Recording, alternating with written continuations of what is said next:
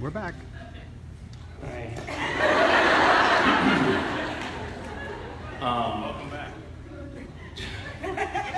Jim is wearing a button on his lapel right now that is, it's a picture of me ripping open my, as Castiel, ripping open my shirt with the letter, I'm coming.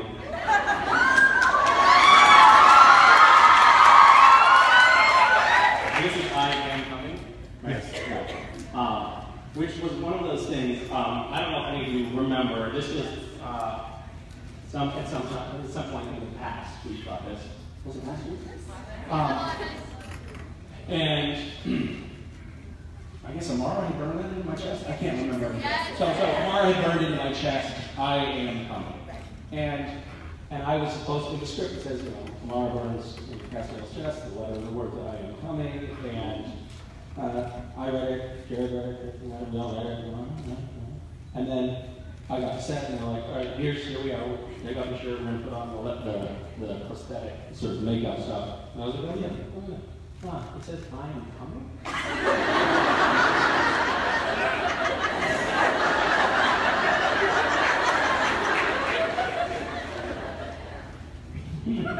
So the idea is I rip my shirt off,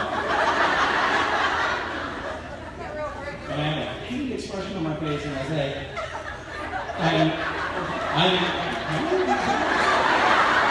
one of those things that didn't, like, it didn't dawn on anyone reading the script, like, let's reword that one.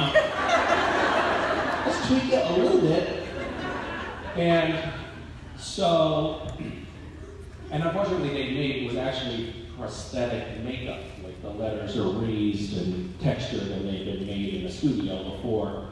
So we couldn't just on the fly change the spelling or the phrasing, so we had to stick with it. And luckily for me, once every year, the president of Warner Brothers Television and all of the executives come to set they come up from LA and they visit the set for a half an hour. And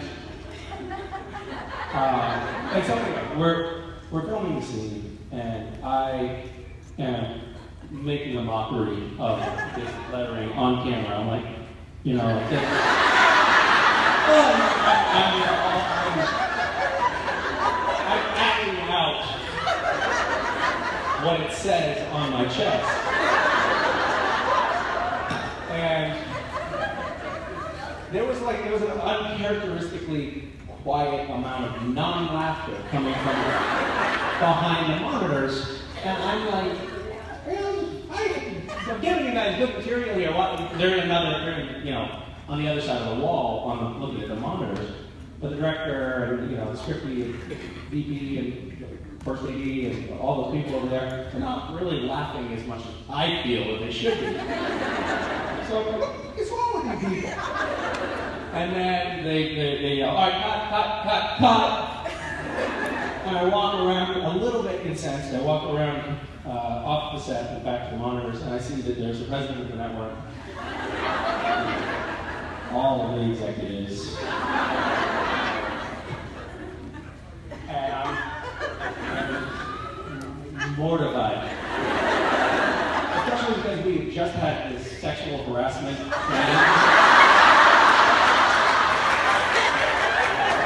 where it is specifically stipulated the kinds of behavior that are considered unacceptable in the workplace. And this was sort of like a poster child of that kind of behavior. It's hard to talk your way out of. Anyway, needless to say, I think I sort of burned that image into their minds. I really nailed that one. Okay, whose turn is it? I'm really rambling today, sorry. Have we done one question? Is that? Don't worry, you guys. We're definitely going to get to the second question. Yes. Hi, Misha. How are you? I'm doing good. How are you? Good, thank you. What's your favorite part about playing Castiel? My favorite part about playing Castiel.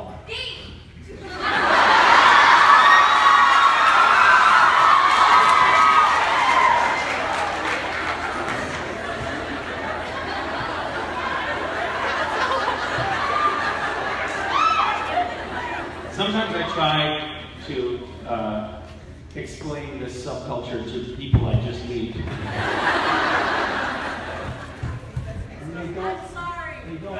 they don't understand. I don't understand. Nobody, but they don't understand. We're sorry, but we're not ashamed. That's actually that should be the SPNatl fandom motto. We gotta stick with that. I'm sorry, but I'm not ashamed. So, wave your freak flag high. All right. My favorite part about playing Cass. I don't know. That's a good question. There's a lot that I like about playing Cass. I like that the character changes a lot. I like that he has superpowers. That's pretty cool. I like that there are action figures of my character. That was always a childhood dream of mine to actually have an action figure. I think it was maybe season 6 or something like that when there was a kid that Castiel had been shrunk down by Justin! Thank you. And what's it called? Antichrist. Thank you. That word is escaping me. Subsequently, people accused me of being the Antichrist on the internet, which was cool.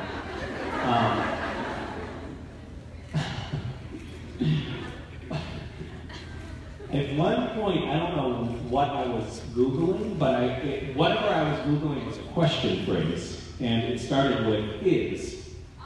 And so I typed in "is," and then it auto-populated with, "Is Misha Collins the Antichrist?"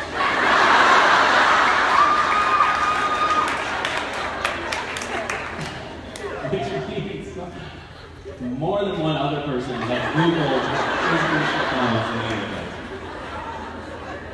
And of course, not that you know of is the answer. I'll be Googled for you. So yeah. So we had that Castiel was shrunk down, and there was like a little action figure of Castiel. And I thought that would be amazing if someday there was actually an action figure. And there was like a whole bunch of them. I mean, there's these weird little misshapen troll turd-like dolls, but it's something. It's a step in the right direction. It's not like a macho muscle bulging thing. It's like a little oval egg. But whatever. Good enough for me. Thank you.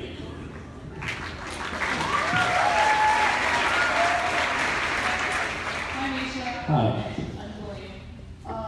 My question is, my friend wanted me to ask her if you say look, she's over there. And the question is, if Castiel were to occupy another vessel, say a girl, would he or she be with Dean?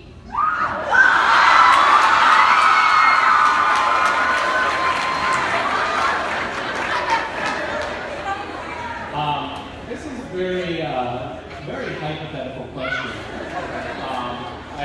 I'm not sure. It's really hard to say. It would be pretty weird, I think, for everybody involved.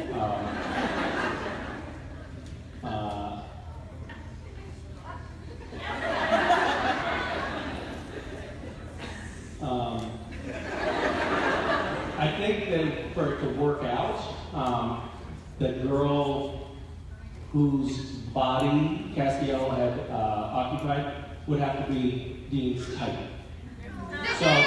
So I think if Cass were to occupy the vessel of a well-endowed Asian beauty, I think it would be a no-brainer at that point. Did I successfully dodge that question?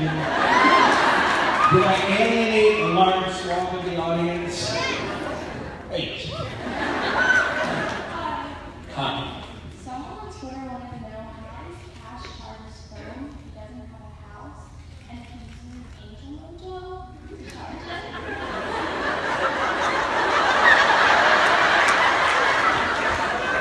I'm so glad we're finally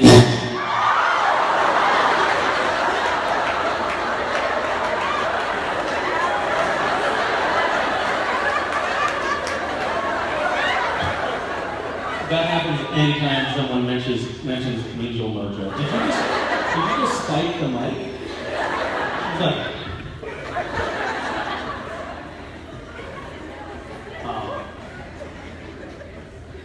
For the record, in case you didn't see me jump, that scared the shit out of me.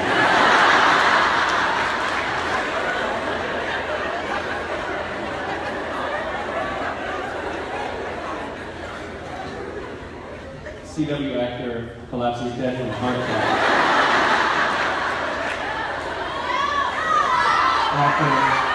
After girl asks question and spikes the money.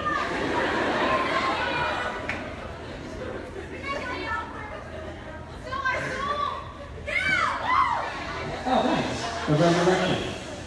Okay, so the answer to your question is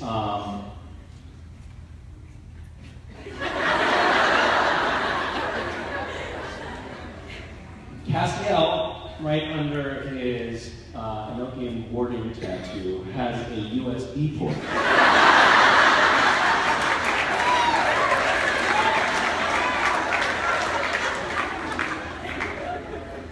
Thank you. Hi. How are you? Good, thank you. I was wondering, what is there anything that you did in your past that you regret now?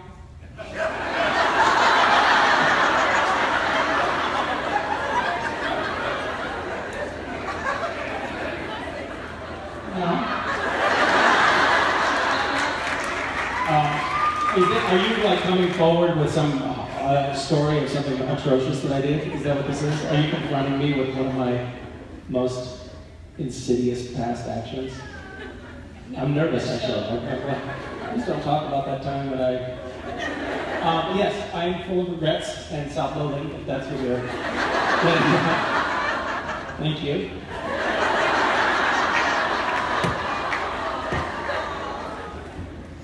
Wait! You don't have to leave yet. Why do you ask that question? The entire family wants to know all about you.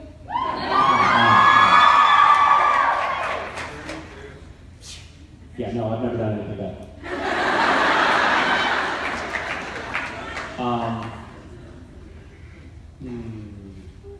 Trying to think of a good story.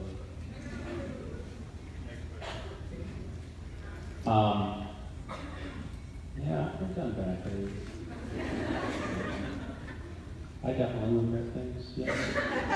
I want to stop now searching at the search function for things that I've done that I regret, because it's not a pretty picture of what's happening in my head right now. But I'll tell you an uplifting story that I've told before to change the subject. It's sort of about regret, but not really.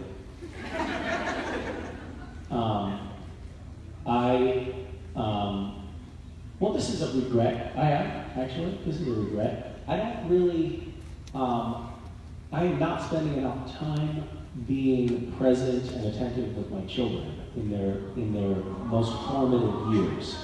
And it is something that is it's present tense. Like I'm currently doing things that are building up future regret, I think. But I'm regretting it right now. Because childhood is very fleeting, and they're so malleable, and they're so thirsty for parental attention, and to get distracted by all of the other shiny objects that come up in life and not pay attention to that is something that I really don't like about myself at the moment. I'm trying to be better, but I think sometimes I'm just tired and grumpy and not paying attention. Way more than I thought that I would do as a parent. I thought I was going to be great. I'm kind of shitty a lot of the time. Well, yeah. Well, you do, but my kids don't. So speaking of being present, I tear up every time I tell this story. So I was tired. I was grumpy. I think I had a little bit of a cold. We'd gone to the playground, and I was telling the kids to come get in the van. And I'm not even sure where we had to go. I think I often am finding myself like, come on, hurry up, you guys, hurry up. Quit dawdling, you know. And we actually don't have anywhere to go. But It's just like this sort of mindset. And so I was like, look, come on, get in the car, we gotta go. And Mason goes, she says, oh, well wait, there's dandelion things with the fuzz on them, like the dandelions that are going to seed that you can blow on. And I was like, ah, oh, Mason, just get it. Okay, I'll be a good dad, we'll go pick these stupid fucking dandelions. So I picked one for each, myself and West and Mason, and I gave them the dandelions. I was like, now you get your dandelion and you buckle your goddamn car seat. And I buckled their car seat buckles. I gave them the dandelions, and I blew on mine, and I wished silently myself some platitude like, you know, world peace or something like that, that I put no thought into. And West, he went next, and he said out loud, I wish for something that was a little more thoughtful. He wished for I wish for a cheetah. And then Mason was just holding hers and looking at it, and Wes said, Mason, you have to blow on it. When you blow on it, you can make a wish. And she looked like, oh, wow, that is awesome. Because at, you know, her stage of development, a wish is probably, you think about, you can make up a wish, you're probably going to get that thing. And so she blew on it, and she said, I wish for this.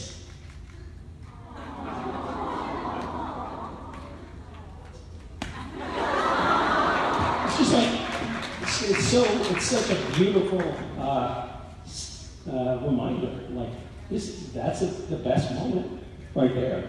So why not wish for that?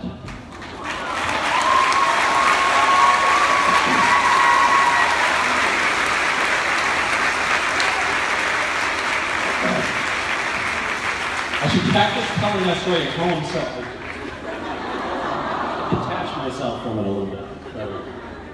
Embarrassing, my mascara's wrong. Hi. Hey, sorry to dwell on the subject of your family, but it's Oh, shit, yeah. I think I might be a little too emotionally fragile right now to talk about it. Yes, go ahead. I don't really have that kind of question, I'm sorry. But what in particular does your family do that inspires you the most in life? What did my family do that inspires me? Yes.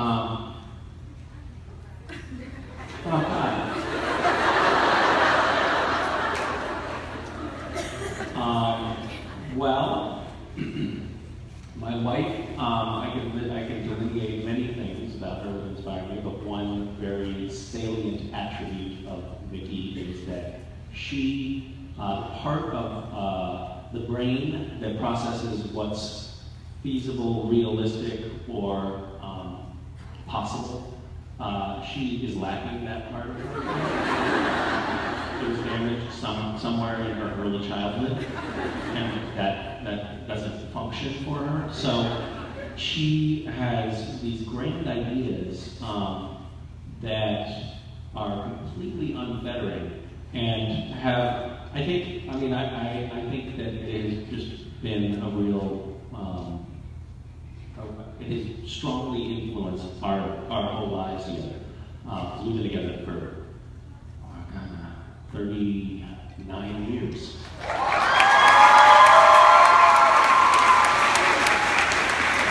That's a lot. I'm 42, and we did not start dating when we were 3. But it's actually not that far off. I think we just had our, what's today's date? 22nd, okay, shit. The anniversary of when we met is the 24th, and we will be 20th. So that's yeah. So I'm gonna look that up. It's been a while. Anyway, so that's for me that is very that's an amazing quality that she has. It's very inspirational.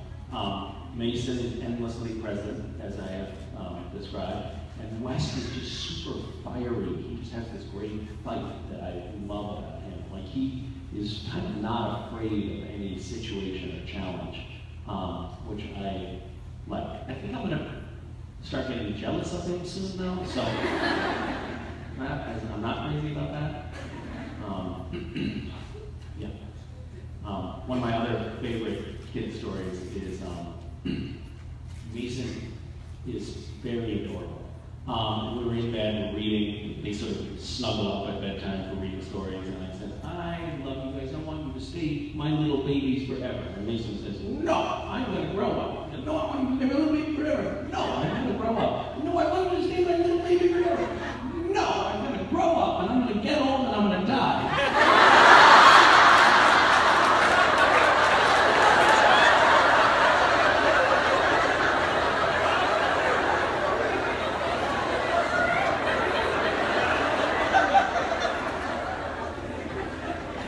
Yes.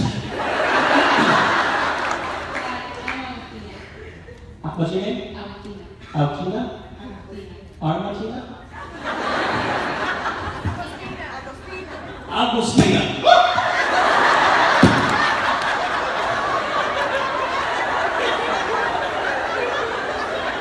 Okay, who's doing that? I can't take it.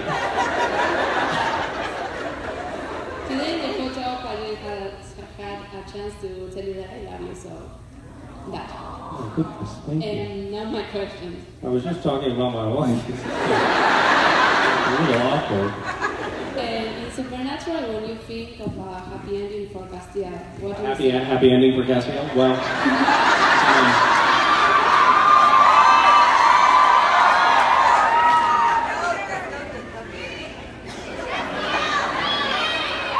there's a very sensible woman in the front row who's looking at me very earnestly and saying, don't do it.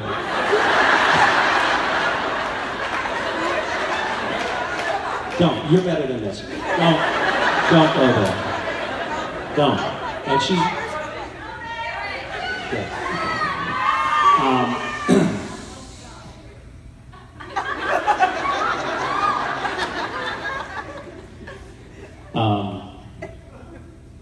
I think it would involve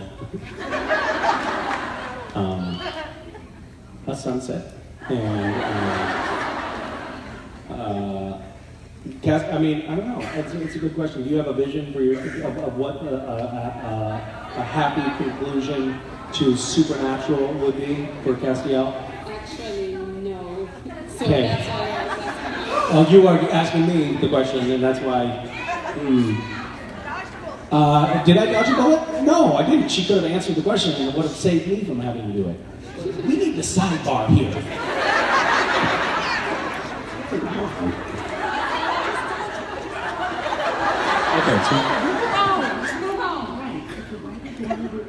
Okay, well, if they, okay, I think the writers might want, I mean, you don't know what the writers want. At the very least, look, we're talking about the ending. You know what? You and I are not getting along very well right now.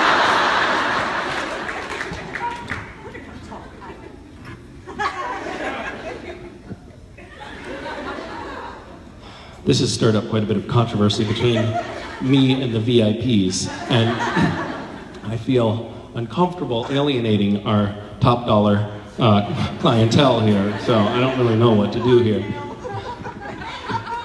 But I do think that I think that were Castiel ever to wander into a seedy massage parlor,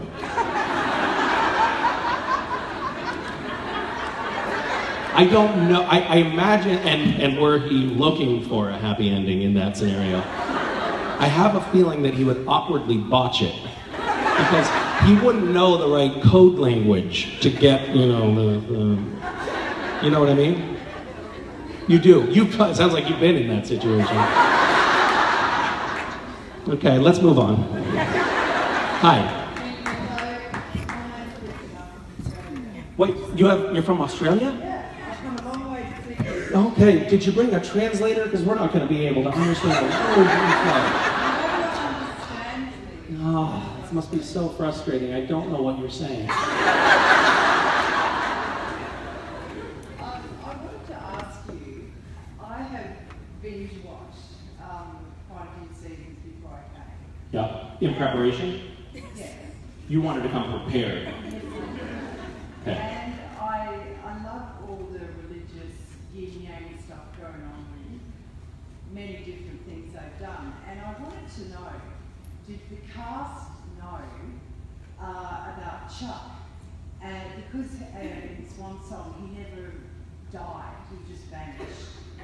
And he appeared, you know, in fan fiction and all of that. Did you guys? It's not my favorite.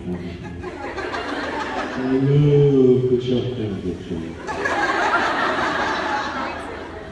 He's the actor of the movie. What? As God. He What? obviously did the act when you went looking for God. Yes. And I just wanted to know though, the cast, you guys, did you have any idea that he was going to stick around and be God? And, you know,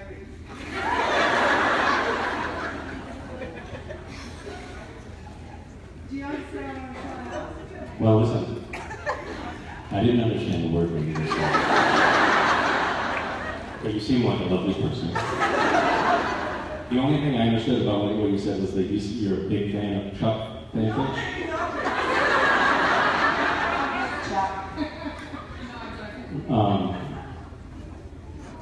Is it the theater? If I do a beard, would you come over to my fanfic? Okay. But we digress. I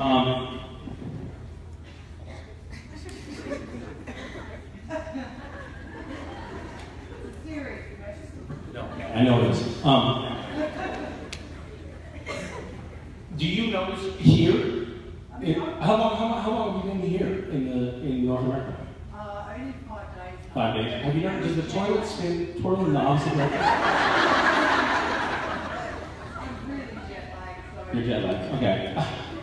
You just want me to answer your questions so you can go sit down. That makes sense. That makes sense. This is frustrating. I get it. I wouldn't want to be in this situation either. Some jerk just not answering the question. Diverting, talking about a toilet bowl. What the hell is happening?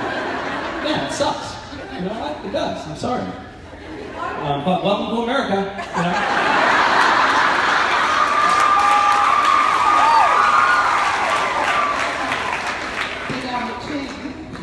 Somebody gave me these, which I want to point out to you. Hi, everybody. My wife has a pair of these at home, and she wears them around, and she cannot stop laughing while she's wearing one of these. It's like the funniest thing, and it never gets old for her. Anyway.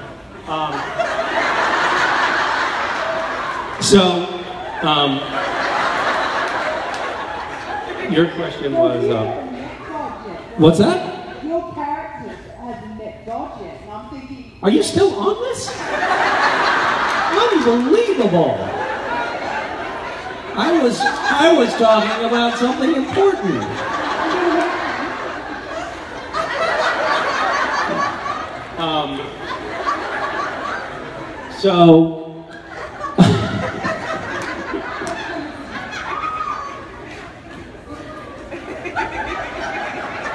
I wonder if this is what it's like when Donald Trump puts his hand on your leg.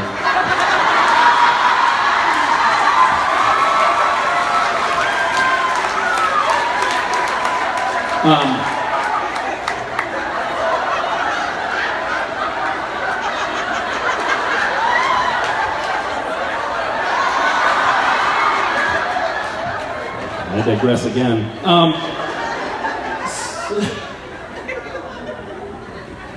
This is a good question.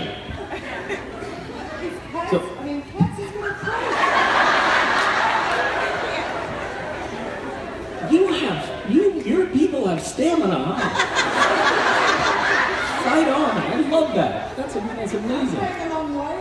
You came a long way to ask this question, and you're not going to be distracted by my. I can't wait to see when you meet God anyway. I think that's going to be amazing. Wait a minute. Okay. Things are coming into focus for me here. Okay, so wait a minute.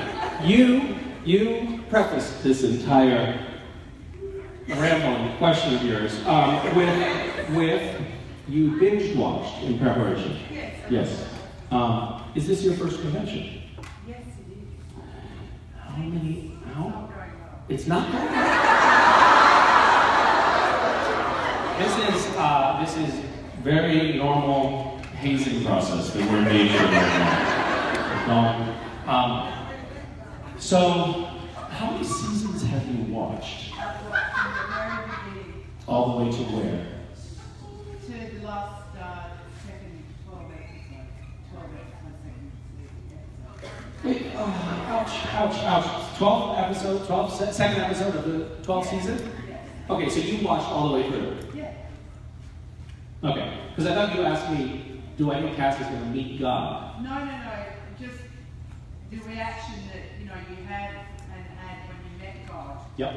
Obviously, you've been looking for him. Right. It was a big deal throughout the whole thing. God is a whole considered. Yep.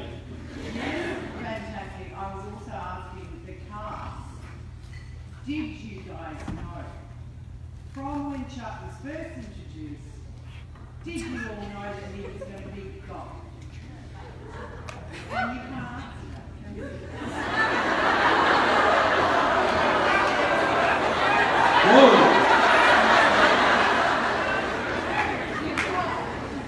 I don't know about down under, but here in America, you don't talk to people that way.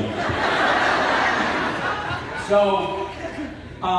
yes, so in season 5, we had an inclination, because Eric Kripke had created this scenario where the writer who created the entire universe of SPNatl was God-ish. It seemed like he might be God, right? And we saw that he was probably going in that direction because writers always think of themselves as gods. What?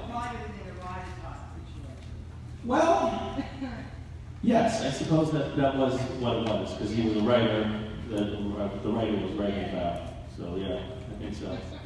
I feel like we've gotten on this. Are you going to go back home and tell your people what pleasant interaction we had? Yeah, good. You've been an incredible ambassador. Thank you for visiting our country. I hope you don't find our customs too strange.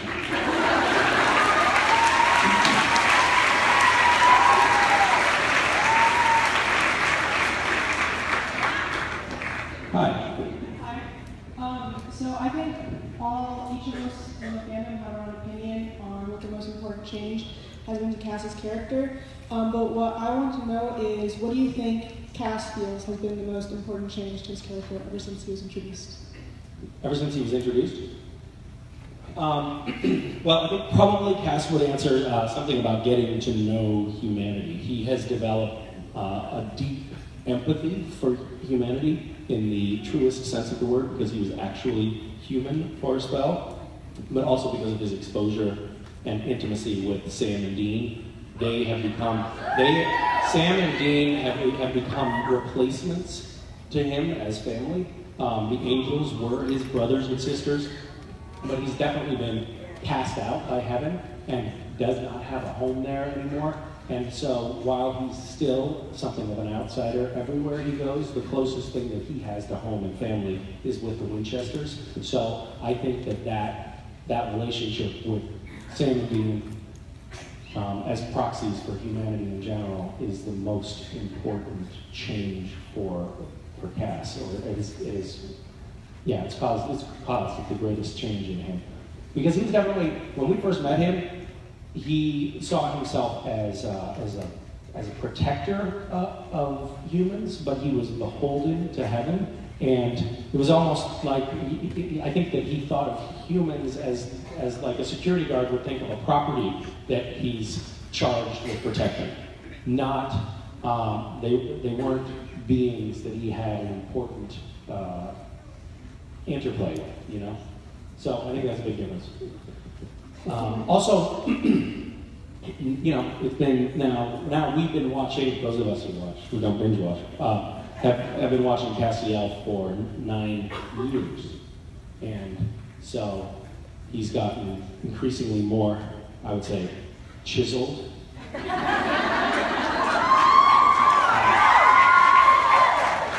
over that time. I've noticed the character is as time passes, significantly more ripped.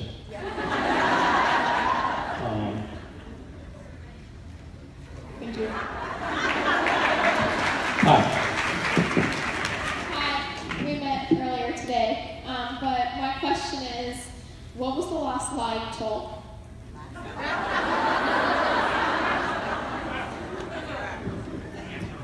Over the last 9 years, Castiel has gotten significantly more ripped.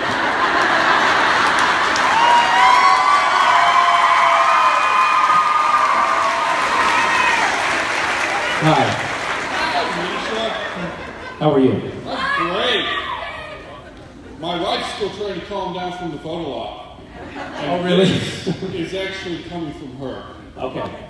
As we all know, Gabriel supposedly died at some point. Exactly. Yeah. I think the trickster tricked him. Yep.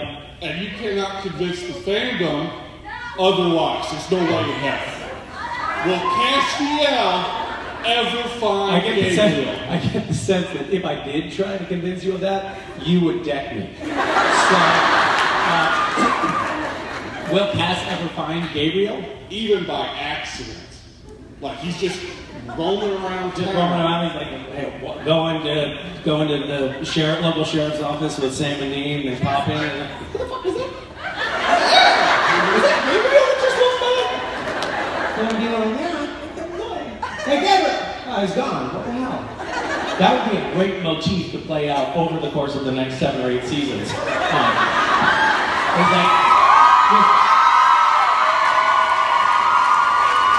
Gabriel, we think somewhere in the distant background. What's that? It's actually a really good idea. Thank you. I think if you see that implemented on screen, you'll know that you were its creator. But you will get no royalties. Hi. Hi, my name is Alicia. Hi, Alicia.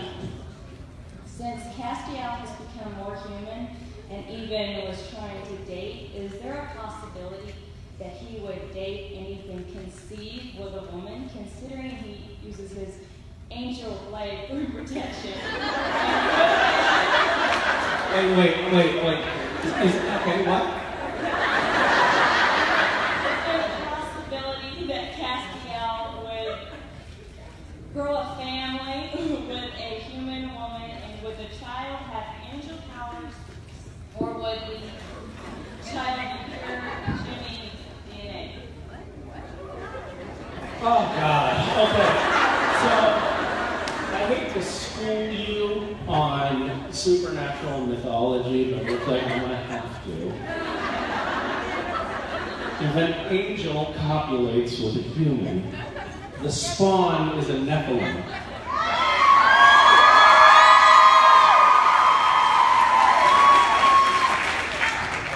I want to spike this mic. So, in answer to your question, if Cass were to lay, in biblical terms, with a woman, and they were to use as protection only an angel blade,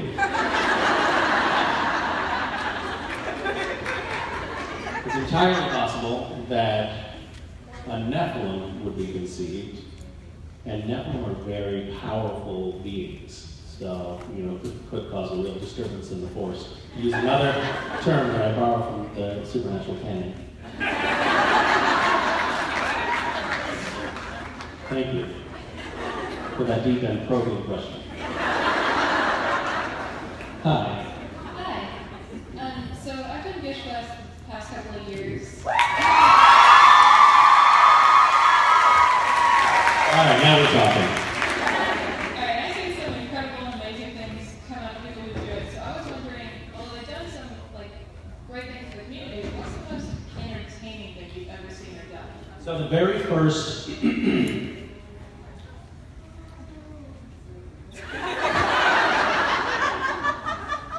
one of the very first submissions that came in from Gishwas was an item that I had written, which was cover yourself completely in cotton candy with only your face exposed and we must see a smearing of lipstick on your face. It's basically like the carnival equivalent of being tarred and feathered. It's a horrific thing to ask somebody to do, cover their body with cotton candy. I didn't really think it all the way through, but I guess like if you're all sweaty, and this was summertime, you're all sweaty, the cotton candy kind of like fuses with your skin. And starts, Sugar wasn't fun either. I'm sorry, not sorry. These first images came in, and I just could not. I mean, it was basically like I asked people to do something disgusting and humiliating, and they did it. And I laughed and I laughed and I laughed. The images were incredible. So that one really stands out still for me. It was just a spectacular image. It was just one photo, and I think I actually had T-shirts made up of it, which, by the way, no one has ever worn because they just look disgusting. But it was this guy standing in his room like this, like clearly miserable beyond belief, covered in pink cotton candy with red lipstick all over his face. And you know, I know he's thinking, just take a fucking picture, just take a fucking picture.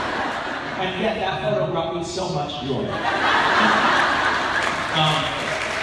Speaking of dishes, I want to share one other little tidbit here, which I am very excited about and proud about from this year's scavenger hunt.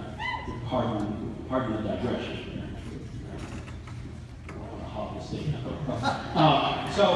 So one of the items that we had the item list, and then those of you who don't know, dishes is like a big kind of scavenger hunt, but it's a little bit more than a scavenger hunt. But how many people have done it here? It's kind of awesome, and the stuff that people do it's just amazing.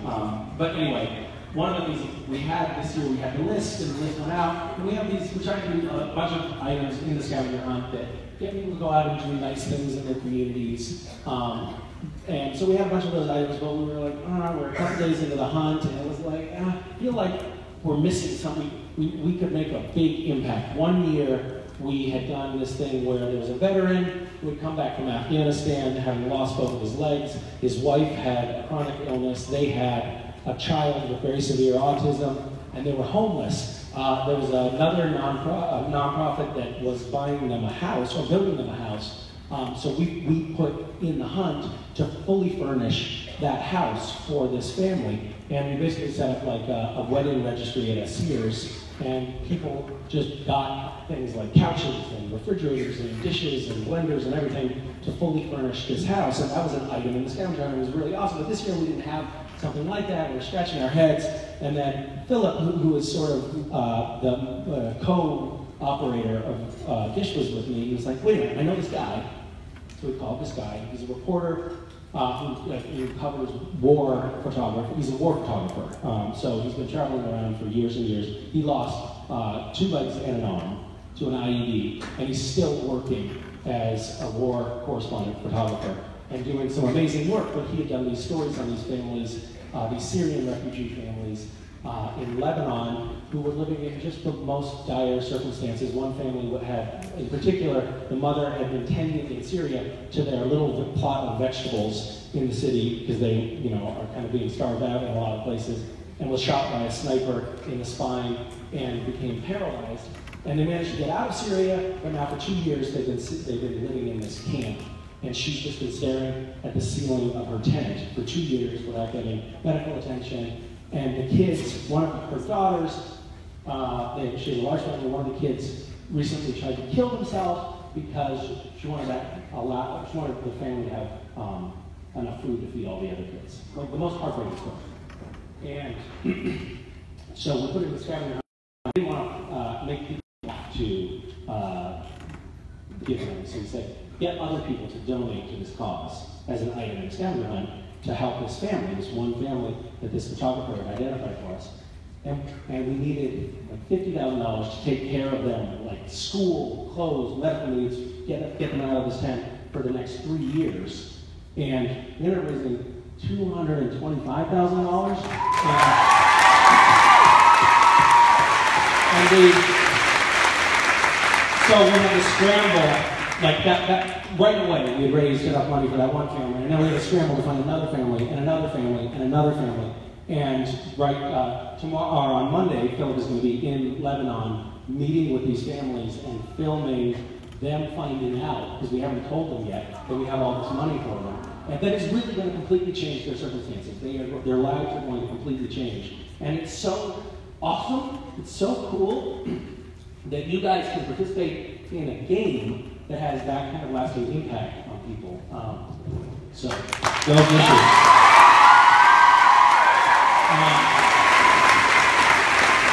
That was great, too, because we kind of nicely bookended this very somber panel with discussions of political matters. So, thank you. I think that your charity and your generosity are matched only by your complete disregard for Jim's well-being and making him face this whole thing for an hour of holding a phone steady, Your Majesty. His arms are trembling. He's sweating profusely.